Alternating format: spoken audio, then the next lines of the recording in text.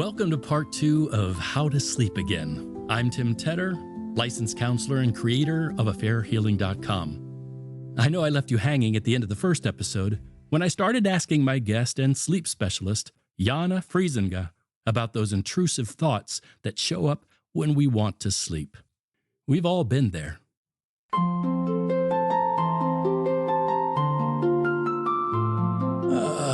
Finally. I'm exhausted. I just need to sleep. Whoa, whoa, whoa! Going to sleep? Oh, no. Oh. Not until we get through the list. Oh, not you again. Yep, me again. You've been ignoring me all day. Now you've got all night to give me your undivided attention. I just want to close my eyes. Perfect. Close your eyes and picture this. Number 8. You're a terrible parent. The kids need more of you. Way more. Don't remind me. And number 4, that whole situation, total disaster. And you have no idea how to fix it. But I'm tired. Idle hands are the devil's workshop. It's called bedtime. That's the point. Oh, good. You're worked up now. Perfect thinking conditions. Let's keep going. Oh. Look at number 12. Remember that embarrassing thing you said in 1994? Are you kidding me? Nope. Timeless content, my friend. And let's not forget number 1. Ah, yes. You need more sleep. You realize you're the reason I can't sleep. Well, we could skip number 1 for now. How about number 9? You're in terrible shape. What are you going to do about that? Have you thought about coming up with an exercise plan? How can we get rid of that guy with the list? We're going to talk about that and other ways to sleep again in today's episode. But first, let me tell you about a couple of great offers. If you struggle with sleep in the aftermath of infidelity and want practical, science-based help, you can sign up for Yana's free email course. In 12 short lessons, you'll get clear explanations and powerful tools to start easing nighttime stress and finding more restful sleep. Simply go to her website, resilientdays.com, where you'll easily find the free course, and that link is in the episode notes. And if you would like encouragement and help with a whole range of affair healing needs, go to affairhealing.com and sign up for my weekly newsletter. I have some exciting things to offer soon, and my newsletter friends will be the first to know and get early access. Go to affairhealing.com/newsletter to sign up. And that link is in the episode notes too. Yana Vriesinga is a CBT-I trained sleep specialist with a particular focus on post-fidelity insomnia. Let's get back to my conversation with her. Welcome to The Recovery Room, a podcast presented by AffairHealing.com. In this healing place, in this healing place. Are there other tips that help with kind of distracting from those unhelpful thoughts from the guy that shows up with the list? Are there ways of replacing those negative thoughts, those thoughts of anxiety, with thoughts that are more helpful? Slowing down and writing can be a process that helps us reframe things and think differently. Anything else in that space that you find helps us? Yes, 2 things. One would be overall just to know that your brain works differently at night than during the day. At night, our prefrontal cortex becomes less active. And that's the part of the brain that is actually kind of like the organizational part of the brain that keeps the overview of things. It's also like your source of willpower. That shuts down at night. Your amygdala becomes more active. And that's the part of the brain that's involved with fear and fear responses, fight and flight. So I think it's helpful to know that actually, again, it's completely normal that you ruminate at night. It's completely normal that things become out of proportion. I don't know if that's the word, but kind of out of control. And then the writing can help. So my process generally is to first deal with what's going on. So make the list, write down the emotions, let it out, and then shift into another mind state. Give it attention. And then deliberately, after you've done that, shift away.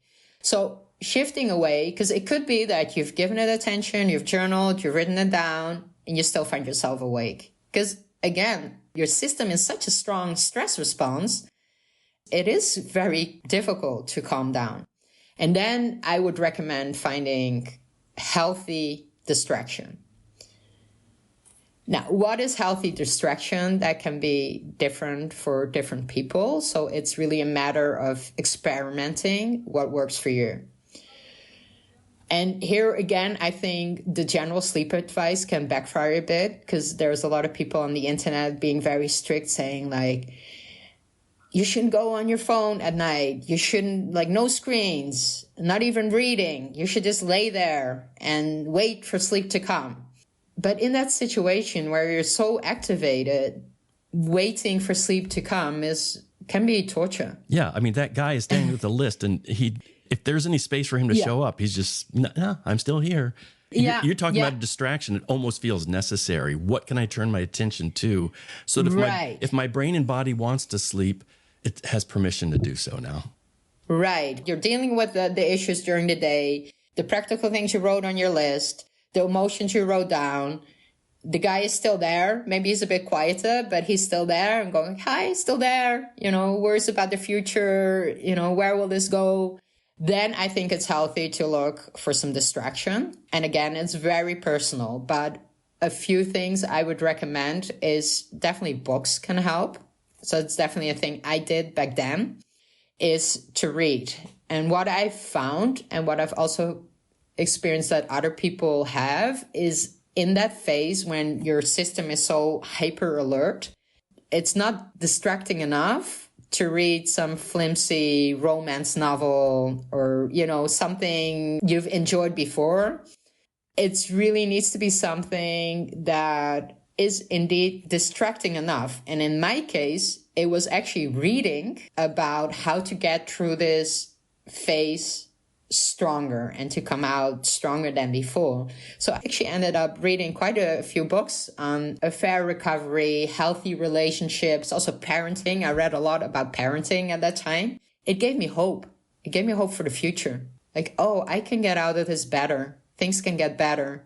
Whether we stay together or not, there's a better future for me. I'd almost just instinctively want to advise someone, okay, well, you shouldn't read self-help books. That's just going to stir up your anxiety. But your experience is that, especially when you're reading good resources, the ones that are teaching you and encouraging you to move forward, I can see why that becomes a very practical way of, instead of being stuck in the problem, there brings a sense of, okay, there are things I can do. I mean, maybe can't do them all tonight, but it's a whole different perspective on the problem.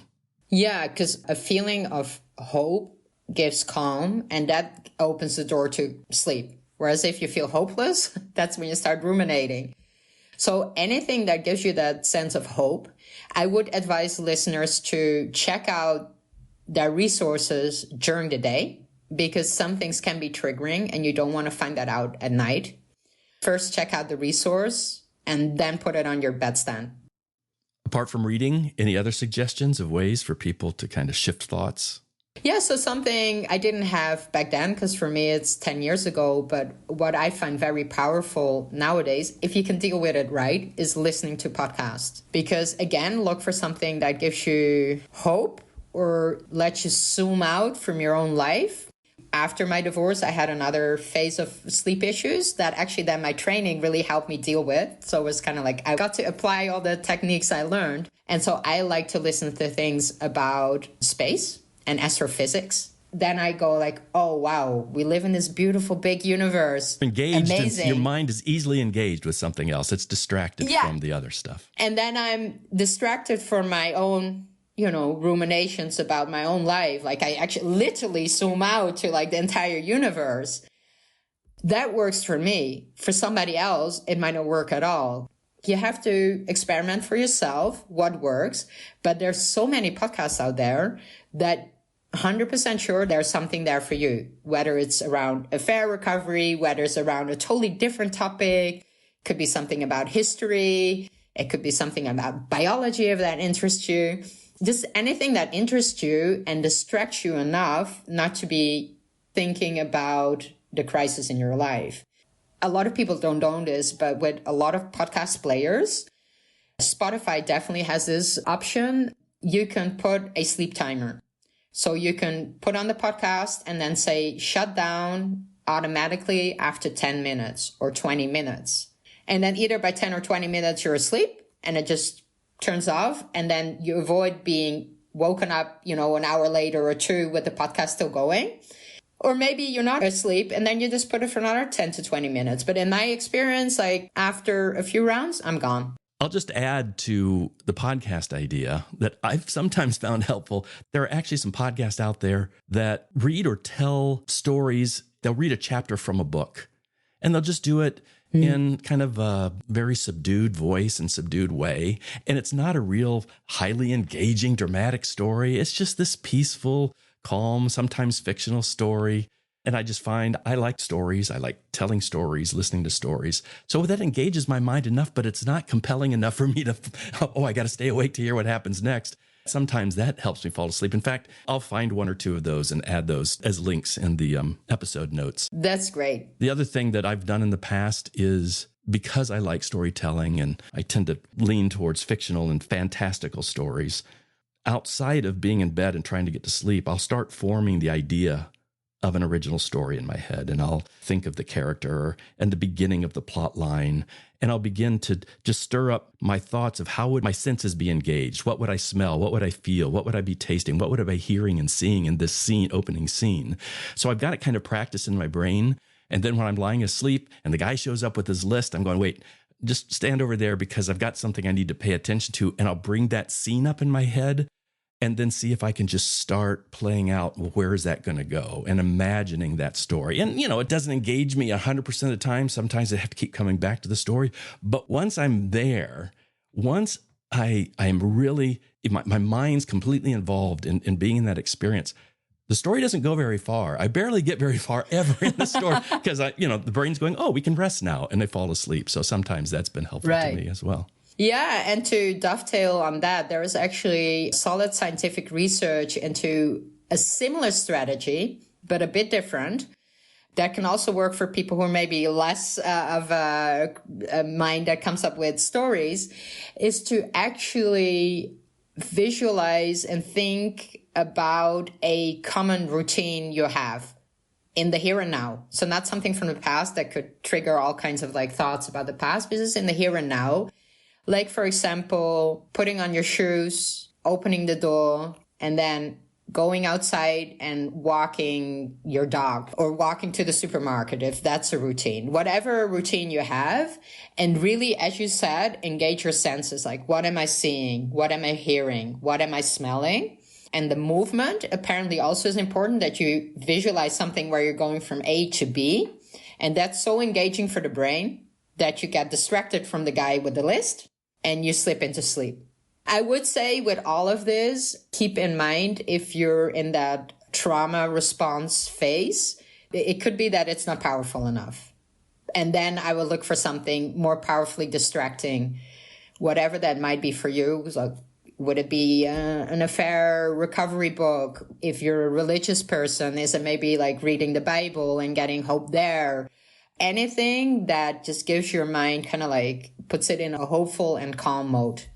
And also, I would say to add, with helpful thoughts, because this is kind of like a habit, right? If you look at the dials, the habit is listening to the podcast or reading the book. The helpful thought is, I don't have to sleep. If I don't sleep, I will be okay tomorrow. That's actually one thing I do with my clients, is also help them stay resilient, even on little sleep. So you know that you can survive the next day. You'll know you'll be okay. You won't get into horrible arguments or, do things you regret, that you can perform as a parent and work, whatever you need. So you'll get through the day. So that unhelpful thought of oh my God, if I don't sleep, everything will go wrong, is replaced with, I can deal with it. Even if I don't sleep, I'll get through tomorrow. And then tomorrow evening, I'll have more sleep drive because I slept little. So chances are much higher that then I'll sleep okay. And a helpful thought to put on top of that is just then when you're awake at night, just enjoy yourself. Of course, we already pointed out, initially you won't be awake and think oh, this is splendid. I'm awake. I'm enjoying myself. Like there will be the ruminations. There will be the guy with the list, as I explained, because of your brain chemistry. But once you've acknowledged that, you can go like, okay, I'm awake. I'm going to make this experience as pleasant as it can be. Whether I sleep or not, we'll take that off the table. We'll take off the pressure that I have to sleep. What I'll have to do is just enjoy myself. And what does that mean for you? It could be totally different things, but some people actually get up and they play the piano for a bit. And that's the interesting thing with sleep advice. Like there's so many conflicting opinions. So some say like, stay in bed, and others say, no, you have to get out of bed if you're awake for longer than 20 minutes or otherwise. My approach is do what feels good for you. You're already awake and just make it as pleasant as it can be. So if that means for you to get up and even watch a bit of television, fine. If you play your instrument, fine.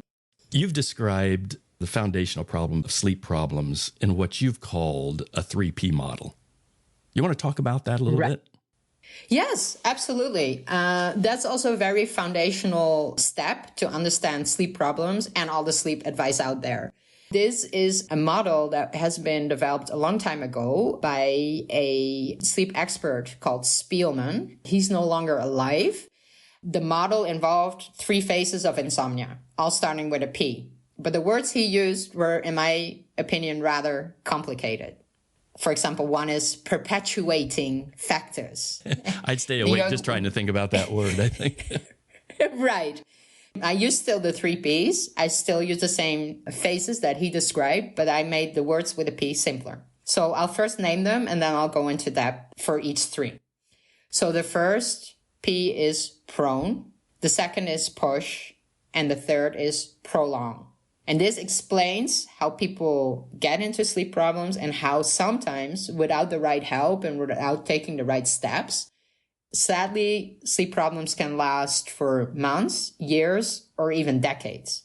And all of these cases, almost all can be resolved. Even if you have been having sleep problems for decades, generally speaking, with CBT-I and the 3 dials that I explained, you can resolve it. First, let's go to the first P, prone. Some people are more prone to sleep problems than others. And that has to do with your genes. A lot of people with sleep problems will also report, yeah, my dad was a poor sleeper, or my mother struggled with sleep. Well, if they both struggled with sleep, then you're very likely to struggle with sleep. Because sleep problems are very common, actually, a lot of people have this basically in their genes. So quite a few people are prone to developing sleep problems, but others, not so much. And that also explains why some people, even though there's a whole lot of stress going on in their life, they continue to sleep no problem.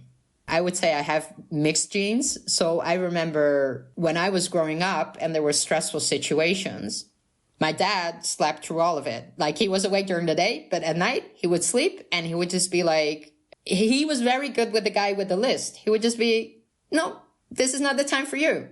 Leave. I'll sleep. I'll deal with this tomorrow. But this is also like due to his genes. He's just a good sleeper. My mother would be awake. So I guess I have mixed genes. So I used to sleep very well before the discovery of the affair of the father of my children. But since then, I've had sleep struggles. But I think this understanding that we're different in how prone we are to it also brings a lot of compassion to ourselves. To say like, hey, like I'm not necessarily doing many things wrong. When stress hits me, I'm just more prone to having sleep problems. If we then move to the second P, that's the push. Because actually, even if you're prone to it, it usually takes a push to really push you into real insomnia. And that push factor can be many things, but anything basically that's stressful to you. And it can be rather innocent and short-term things, like, for example, being stressed before an exam. That can trigger sleep problems for some people. But any big major life changes and definitely a relationship crisis will fall under that umbrella where there's a lot of stress, there's a lot going on, and then you get pushed into sleep problems. So that's the second P. Now, all of that, it would be inconvenient. It would be unpleasant. But if that were to happen only for a couple of days, in a couple of weeks and then you start sleeping normal again, it's not a real big issue, is it? It becomes a problem when people move into the third phase, and that's the prolonged phase. And that's where the thing that pushes you into insomnia might still be there. It might not. In case of affairs and relationship crisis, this could be, going on for months or even years. So that's definitely like a long-term push. So that could still be in the background. But what happens in the prolonged phase is what we talked about before. That's when your sleep problems itself become a source of stress. And then you start having unhelpful thoughts around sleep, which there's like a whole list of unhelpful thoughts that people develop, understandably, because loss of sleep has such a big impact on you the next day. So it's not strange that people start to think like, I really need to sleep tonight because otherwise I'll be a mess tomorrow. Or they hear things on the internet of like impact of sleep on longevity and mental health and physical health. So then you have a whole other layer of thoughts like, oh, if I don't sleep well, I might get dementia. A whole bunch of unhelpful thoughts can lock the insomnia in place because those unhelpful thoughts are triggering stress. Then there could also be unhelpful habits. One habit that a lot of people get into, that they'll say like, okay, sleep is important. I'm not getting enough sleep. So what I'll do is I'll get into bed very early, like basically right after dinner, as soon as I can. When the kids are to bed, I'll go to bed and I'll stay in there as long as possible in hopes of getting enough sleep. But then what happens is you get into bed, let's say at 8 p.m., but your body is actually not ready to sleep until 11 p.m. You're just not sleepy enough. And then you lay there for 2 hours. Then the man comes with a list. You get into all kinds of like ruminations. On top of that, you go like, I have to sleep. I went to bed so early in order to catch sleep, but I can't sleep. And then the stress starts to spiral. Come 11 o'clock, if you'd been still up and you maybe had a nice conversation with a friend, or if your relationship is good enough that you can have a conversation with your partner, or you might have gone for a walk, you would have been ready for sleep at 11 if you went to bed then. But because you went to bed so early and then got all worked up laying awake, actually come 11, you're staying awake and you might be awake until 2. So that's, for example, an unhelpful habit that people get into, is just going to bed very early, or maybe staying in bed very long the next day, and then they just don't burn enough energy the next day to be sleepy in the evening again. So that's the prolonged phase. And sadly, as I said, that prolonged phase can last a very long time, especially if you have very strong unhelpful thoughts that generate a lot of stress around sleep. Again, understandable, but sadly unhelpful. Luckily, also, you can change those thoughts. And then actually improvement can come pretty fast. You've given us so much helpful information and some practical advice. And before we move out of this interview, I'm just wondering if there are additional ideas or tips that you might offer people that might benefit them in working through their sleep issues. I would reemphasize that it is very helpful to get your sleep in order, especially when you're going through something challenging like recovering from an affair. So that's kind of like the foundational piece. One thing I would really press upon people not to do, but that is actually very common and understandable and sadly not talked about enough, is that many people will reach for alcohol or marijuana to help them go to sleep. I have no judgment there because I can understand why people do that. It's actually been said by a very well-known sleep scientist, Matt Walker. He thinks that actually alcohol and marijuana are the most used or abused sleep aids in the world. And why is that? Why do people do it? And why would I strongly advise against it? Actually, alcohol and marijuana will help you fall asleep faster.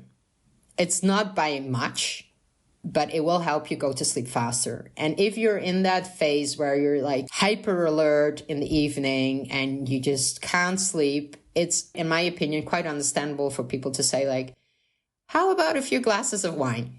And then the problems will fade to the background. It will knock me out. And especially if they've maybe experienced that before, it might even, friends and family saying like, why don't you just take a glass of wine? Especially alcohol is in many countries, many cultures, very normalized. But actually, even though it makes you fall asleep maybe a bit faster, that quality of your sleep is very badly impaired. And why is that important? Because overall, you'll see that if you put yourself to bed with alcohol and marijuana, that the next day you wake up, you feel groggy. So you probably need a bunch of coffee to get going. And why is that? Because the quality of your sleep is impacted for both substances in different ways. But if you look, for example, at alcohol, it will put you to sleep faster, but it will fragment your sleep.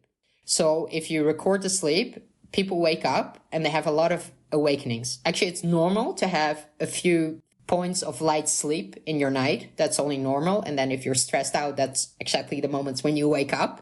But with help, you can get back to sleep in a healthy way. But with alcohol, you have many, many more of those awakenings, and you might not even recall them because you're kind of like in this hazy state. And that's very bad for the quality of your sleep. And therefore, your brain doesn't recover as well. Your body doesn't recover as well. Your system just doesn't get the full benefits that sleep provides. So the next day you notice you're tired, you have less willpower, you're more emotionally reactive, etc. And also what it does, and the same with marijuana, is it disrupts your REM sleep, your dream sleep. Your dream sleep in any emotionally challenging phase is very important because that is where your system kind of like processes all these emotions. And if you then suppress that dream sleep, you don't have that healthy processing going on during your sleep. So one way that sleep is also described is overnight therapy. And you might recognize that when you do have good sleep, when you wake up, your problems feel lighter. And that is actually really true because there has been processing going on in sleep and specifically in dream sleep. And if you mess with that, you actually mess with your healing process. What about people who describe dreams that are distressing or the nightmares, things like that, which can be common for some people when they're going through this kind of trauma? Yeah, very good question. And I can definitely speak from personal experience. I can recall, I had several intense nightmares about the father of my children and me being in situations and where the emotional stress just hit me in my dream. So one specific one, which I think is very telling, is that I was dreaming that we're driving down a winding road in a holiday destination that we'd actually been to in the past in Portugal, and that he actually drove me off the cliff. And that's very telling, right? Because that's actually how I felt. Like, you're making these decisions that are deeply impacting my life, the life of the children. I've really felt that he was driving me off a cliff. It's very normal to have these dreams. It can be distressing if you think those dreams are a problem. If you think like, oh, it's also taking over my dreams. This is so stressful. I'm a total mess. It shouldn't be this way. I'm broken beyond repair, that even my dreams get taken over by this topic, by this crisis in my life. But I really want to reframe this for people because actually those dreams are a sign of healthy processing of what's going on in your life. And I think if we look at it that way, it's still distressing. You'll still wake up and go like, wow, that was some dream. That was intense. And you probably still feel the emotion in your body. But if you can then reframe it saying like, this is actually healthy. I'm moving forward. This is overnight therapy. It was an intense therapy session, just like, a therapy session during the day can be intense. But you can still say it was intense, but it was helpful. And I'd really encourage your listeners to look at their nightmares through that lens. Little side note, for like severe PTSD that has been reported, for example, with people who've been in war situations, if the same dream keeps coming up again and again, night after night, over and over again, that's actually a sign that your system can't process it, can't go beyond that point. And then it's actually time, I think, to look for help. And there's actually even sleep coaches and therapists who also have additional training in dealing with nightmares and how to reprogram them. Unless that's the case, regard it as a healthy sign of healing. Well, you've taken that outlook and applied it to many aspects of this area in encouraging people not to see the struggles as just purely negative, but even to recognize those struggles as part of the process. I'm learning instead of catastrophizing even those things. Absolutely. That's a very helpful way to look at it. I enjoyed so much talking with you and encourage listeners to take advantage of the offers that you've presented today and wish them good restfulness. Yeah, same for me. I wish everyone restful nights and resilient days.